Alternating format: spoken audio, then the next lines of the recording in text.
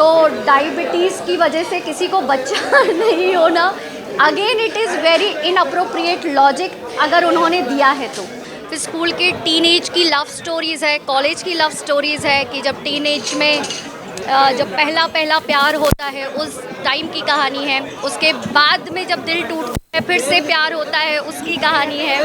और उसके बाद जो 4-5 सालों से कचहरी और कोर्ट जिसमें सभी लोग बहुत इंटरेस्टेड है ना, तो उसकी भी कहानी उसमें है। मैं तो राइटर थी, मेरी कहानी नहीं है। अगर मेरी कहानी चाहिए तो आप में से किसी एक को चुनना होगा कि कौन लिखना चाहेगा।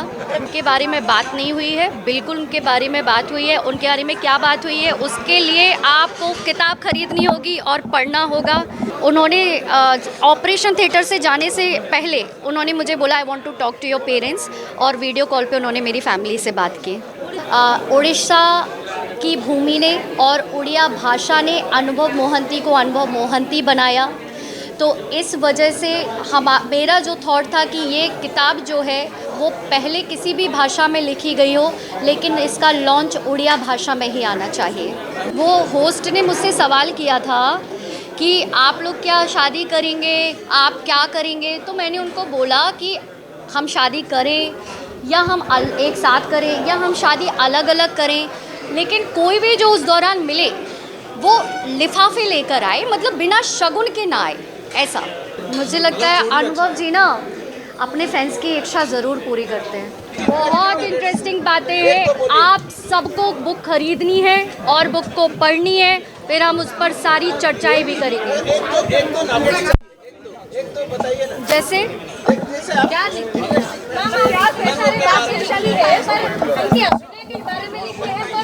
नहीं, सिर्फ अभिनय के बारे में नहीं है। ये जो बुक है, ये सफ़रनामा जो है वो बचपन से शुरू होता है और ये अनुभव जी के पैदा होने से पहले की कहानी है। उनके मम्मी पापा से कि किस तरह वो दुनिया में आए, उसके बाद पूरा चाइल्डहुड, उनका स्कूल डेज़, उनके कॉलेज डेज़, फिर स्कूल के टीनेज की लव स्टोरीज़ है, कॉलेज की लव स्टोरीज़ है कि जब टीनेज में जब पहला पहला प्यार होता है उस टाइम की कहानी है। उसके बाद में जब दिल टूटता है फिर से प्यार होता है उसकी कहानी है।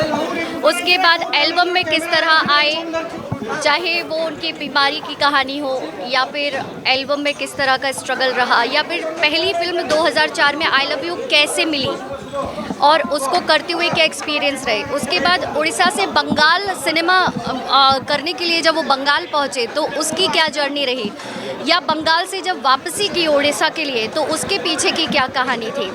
इसके अलावा चाहे वो उनका खुद का प्रोडक्शन हाउस विष्णुप्रिया आर्ट्स की कहानी हो, या फिर इसके अलावा पॉलिटिक्स में 2014, 2019 की कहानी हो, और उसके बाद जो 4-5 सालों से कचहरी और कोर्ट जिसमें सभी लोग बहुत इंटरेस्टेड है ना, तो उसकी भी कहानी उसमें है।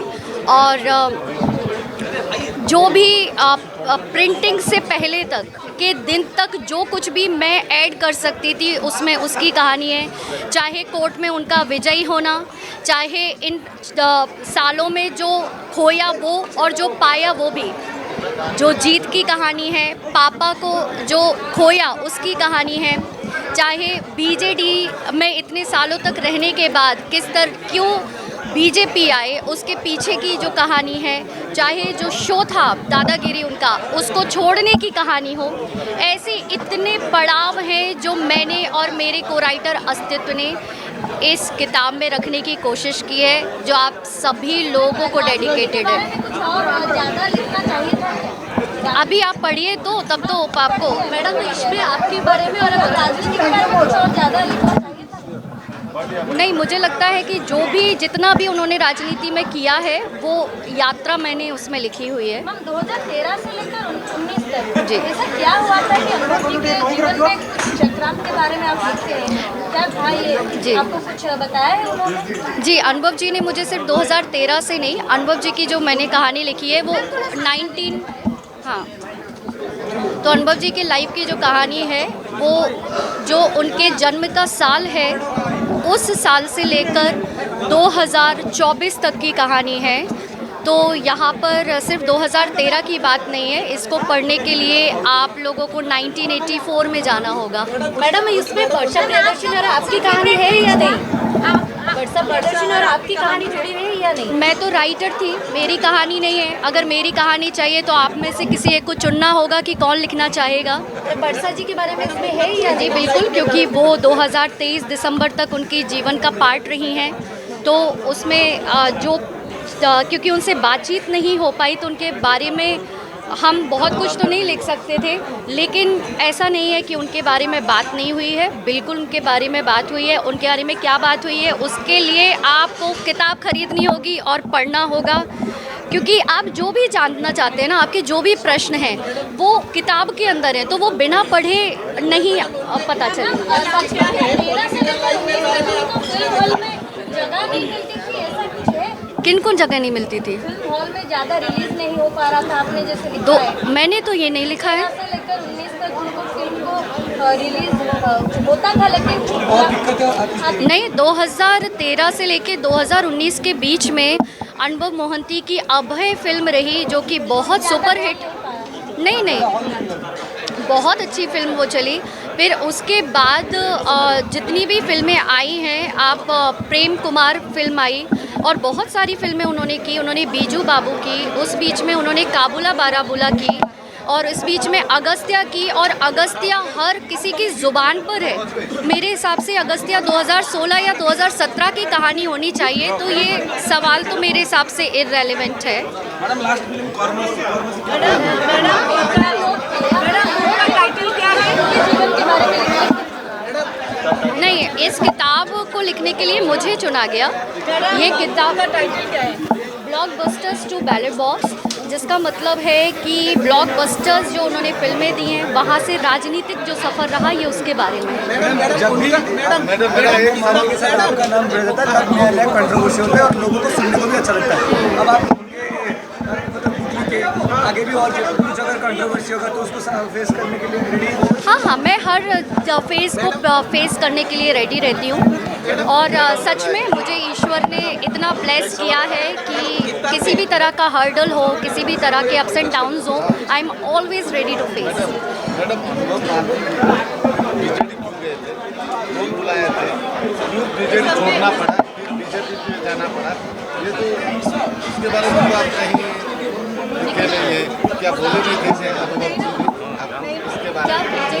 बीजेडी कैसे गए थे, कौन बुला के ले हाँ, इसका जिक्र अनुभव जी कई बार कर चुके हैं, और ये बात किताब में भी आपको मिलेगी कि तो नवीन सर चाहते थे कि वो बीजेडी में आए। 2013 में अनुभव जी ने बतौर स्टार प्रचारक बीजेडी ज्वाइन की थी, और पूरी लॉयल्टी के साथ वो लगभग 11 साल उस पार्टी में रहे हैं।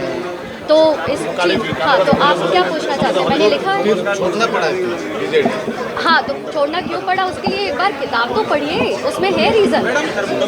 किताब में पॉलिटिकल लाइफ के बारे में आप देश कुछ नहीं लिखा है। मेरे किताब की जो शुरुआत है वो राजनीति से ही शुरू होती है। उसके बाद मेरे किताब के आगे चैप्टर्स बढ़ते हैं जो कि है जी फैमिली के ऊपर, उनके जन्म को लेकर। तो जो मेरी किताब की कहानी शुरू होती है वो राजनीति का पहला चैप्टर है, और जो किताब का अंतिम चैप्टर है वो भी राजनीति पर है। तो राजनीति को उतना स्थान मिला है जितना वो उसमें सक्रिय अभी तक रहे हैं 2024 तक। फिल्मों का भी उतना स्थान मिला है जितना वो 2004 से लेके 20 साल 2024 तक रहे। इसके अलावा इस किताब में हर पड़ाव जो जितना समय तक रहा है मैं वही लिखूंगी ना, मैं एक्स्ट्रा छोड़ दीजिए जी 11 साल कुछ कुछ और पढ़ने चाहिए थे पॉलिटिकल पार्ट 2 आएगा सर। करने के लिए। नहीं, मुझे लगता है क्योंकि अभी एक राजनीतिक पारी की नई शुरुआत हुई है, और मैं इसे वॉल्यूम 1 कह रही हूँ। अभी अनुभव जी की जितनी उम्र है और जितना उन्होंने अचीव किया है, मुझे लगता है कि अभी मेरे जानने वालों में तो बहुत कम लोग हैं जो इस उम्र तक इतना कुछ अचीव कर पाते हैं, और हमें और ज़्यादा चाहिए। तो मैं जानती हूँ कि अनुभव जी अपने फैंस को कभी निराश नहीं करते।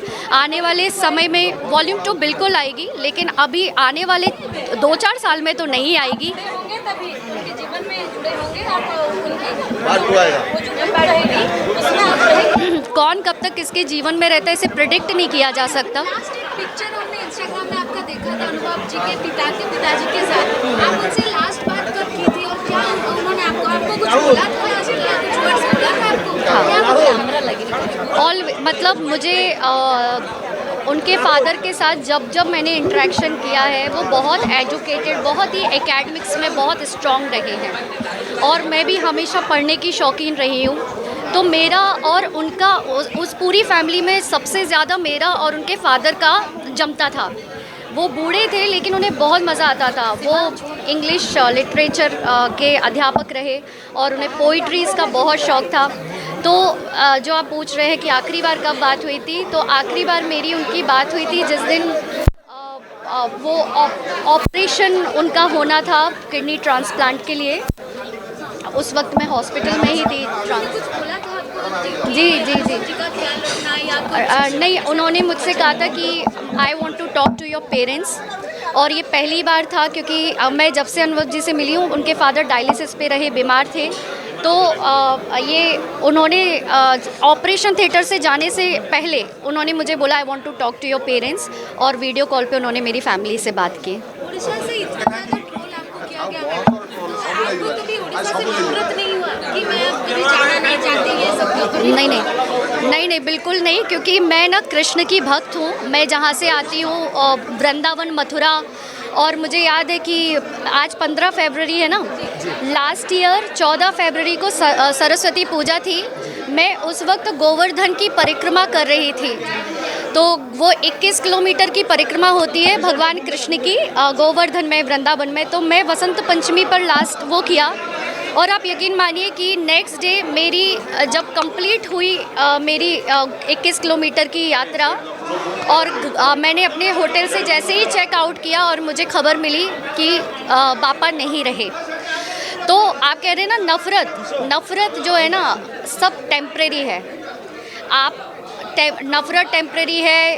कोई भी दुनिया में जो चीज़ परमानेंट है ना वो है चेंज। तो चेंज अकेला ऐसा है जो कांस्टेंट है और परमानेंट है। घंटे पहले ये बुक लॉन्च हुई है, तो अगर आप ये कहेंगे कि इस किताब की ज़रूरी चीज़ें मैं बता दूं, तो मुझे लगता है ये नाइंसाफ़ी होगी। एज़ अ राइटर बहुत मेहनत लगती है, और आप लोग खुद ही ये मान रहे हैं कि मुझे कितना ट्रोल किया गया। तो सब कुछ होने के बाद जब आज फाइनली बुक आई है बाहर, तो मुझे लगता है कि आपको पढ़ना चाहिए। मैं तो उड़ीसा आती रहती हूँ। 170 पेजेस हैं उड़िया बुक में। आप इसमें से पॉइंट्स बनाइए, आपको जो अच्छा लगता है आप उसकी बात कीजिए, आपको जो अच्छा नहीं लगता है हम आगे भी मिलते रहेंगे, तब आप मुझसे वो सवाल कर सकते हैं।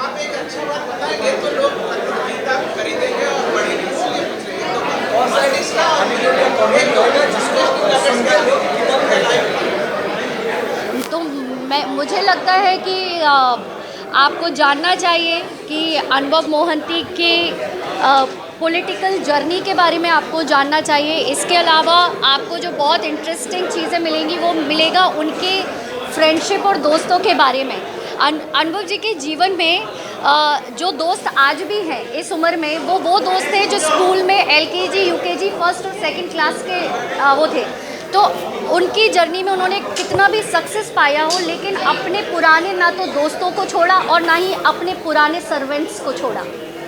और मैंने सलीम जो खान जो है सलमान के फादर, उनकी भी एक बात सुनी थी कि वो इंसान अच्छा है जो अपने पुराने दोस्तों और अपने पुराने नौकरों को नहीं छोड़ता।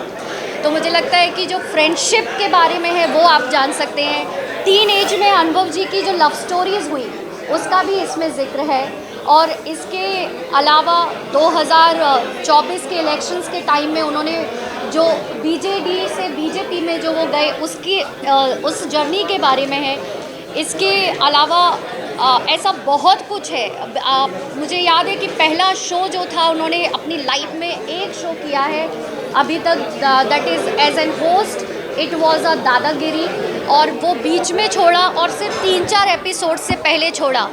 तो कई बातें कही गई कि उनको रिप्लेस किया, ये किया, वो किया, लेकिन उसके पीछे एक्चुअल कहानी क्या थी उसको भी इस बुक में मैंने उस चैप्टर में डाला है।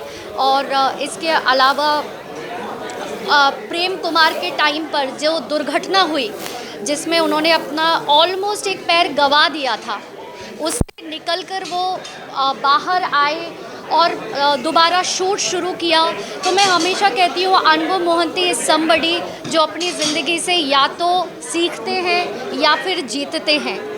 और कांस्टेंट जो एक उनकी चीज़ है that he always smiles no matter कि लाइफ में क्या चल रहा है। अब एक सवाल है, आपने बताया कि ये किताब लिखते लिखते आपका लाइफस्टाइल बहुत ही बदल गया और अनुभव जी का आप सहयात्री बन गए, ये कैसा था? क्या मैंने कहा कि जब मैंने अनुभव जी के जीवन की यात्रा को शुरू किया तो उस यात्रा में जो उनके जीवन के सहयात्री थे मैं उनसे मिली, और जब आप इस किताब को पढ़ेंगे तो समय समय पर आप भी उन सहयात्रियों से मुलाकात कर सकेंगे। किताब का जो इंग्लिश और हिंदी एडिशन भी हुआ है, नहीं, क्योंकि उड़ीसा की भूमि ने और उड़िया भाषा ने अनुभव मोहंती को अनुभव मोहंती बनाया, तो इस वजह से मेरा जो थॉट था कि ये किताब जो है वो पहले किसी भी भाषा में लिखी गई हो, लेकिन इसका लॉन्च उड़िया भाषा में ही आना चाहिए। मैम हिंदी में कुछ पॉडकास्ट आपका मैंने देखा था कि डायरेक्ट क्वेश्चन, ये सब कुछ तो धीरे धीरे ठीक हो रहा है, या भविष्य में आप अनुभव जी को ऐसे शादी करने के प्रपोजल देंगे या उन्होंने कभी आपको दिया हुआ है या उनके परिवार ऐसे दिया हुआ है? नहीं, इस तरह से डायरेक्ट बातों की तो कभी ऐसी बातचीत नहीं रही, लेकिन हाँ अनुभव जी जिस तरह के इंसान हैं और कई बार क्या होता है कि आप एक इंसान को बुरा कहते हैं, बहुत बुरा कहते हैं या फिर सबसे बुरा कहते हैं, फिर भी आप उससे जुड़े रहना चाहते हैं, तो इसका मतलब उस शख्स में कुछ तो बात है ना। तो फिर अगर ऐसा शख्स है कि जो बहुत बुरा जो क्लेम करता हो तो भी उससे जुड़ा रहना चाहता हो, तो सोचिए जिसे लगता है कि वो एक अच्छा इंसान है वो तो उससे हमेशा जुड़ना चाहेगा। आपका नौकरी भी चला गया उनके वजह से, जो भी खून हुआ ये सब, अभी अगर मौका मिले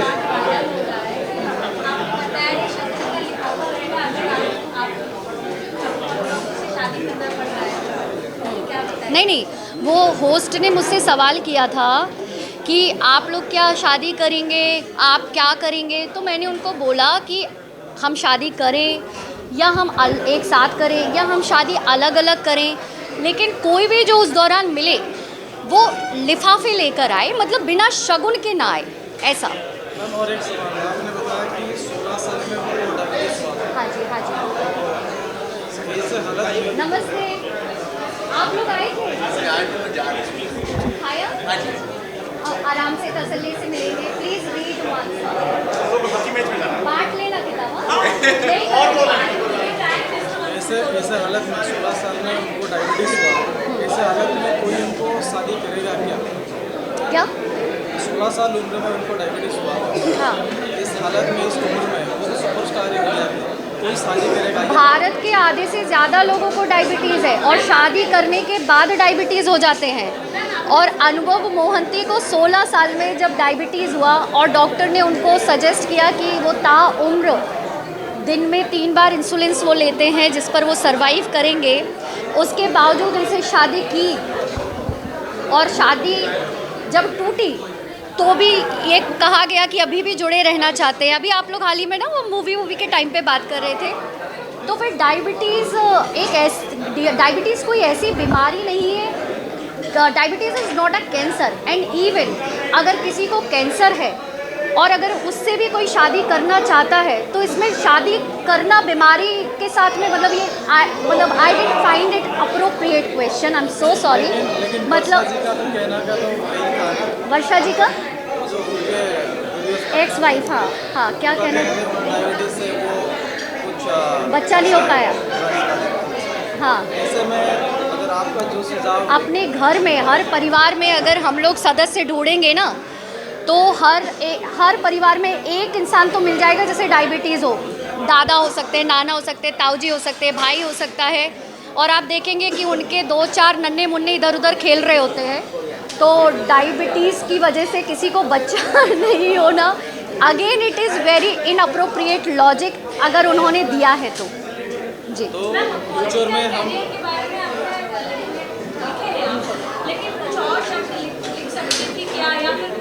आप क्या चाह रही है, मैं क्या लिख दूँ?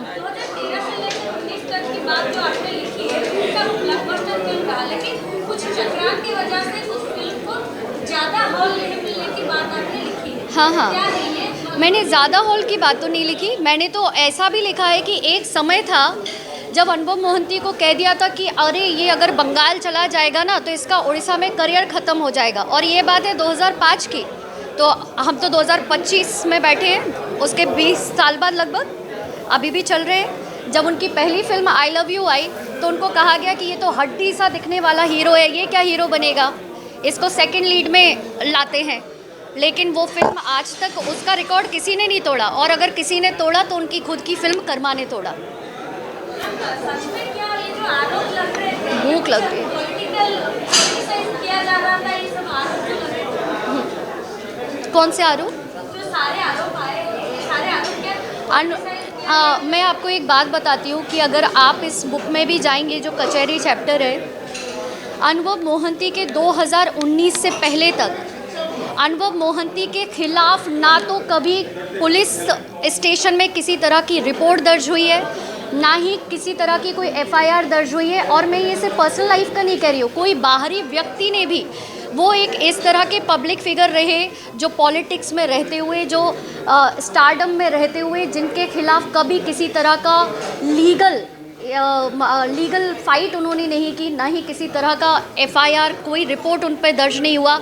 ये पहली बार हुआ जब वो 2019 का इलेक्शन जीते, क्योंकि जब तक वो राज्यसभा में थे तब तक शायद प्रॉब्लम नहीं रही होगी, लेकिन जब आप एक एक्टिवली जब फील्ड पर आप उतरते हैं एक नेता के तौर पर, तो शायद वहाँ आपके दुश्मनों की संख्या और बढ़ जाती है, वहाँ लोग आपसे असुरक्षित महसूस करने लगते हैं।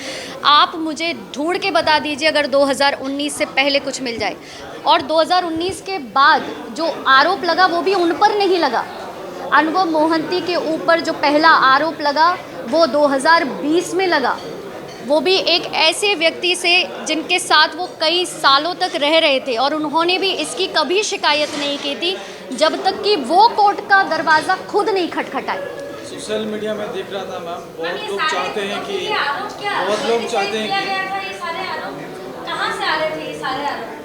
हाँ, इसका जवाब तो अनुभव जी देंगे, बाकी जितना मुझसे हो सका मैंने लिखा है। मैम सोशल मीडिया में मैंने देख रहा था, बहुत सारे लोग ऐसे चाह रहे हैं आप जी सर, मैं हाँ सोशल मीडिया में देख रहा था, बहुत लोग चाह रहे हैं कि आप उड़िया बहू बने हाँ और अनुभव जी को शादी करें, ऐसे बहुत सारे कमेंट्स आ रहे हैं। हाँ। इनके ऊपर आपको क्या बोलते हैं, मतलब जैसे कि फॉलोअर्स चाहते हैं, तो हम जब भी कोई वीडियोस डालते हैं तो नीचे आपके नाम पे भाभी भाभी ये सब आता है, तो उसको मतलब मुझे लगता है अनुभव जी ना अपने फैंस की इच्छा ज़रूर पूरी करते हैं।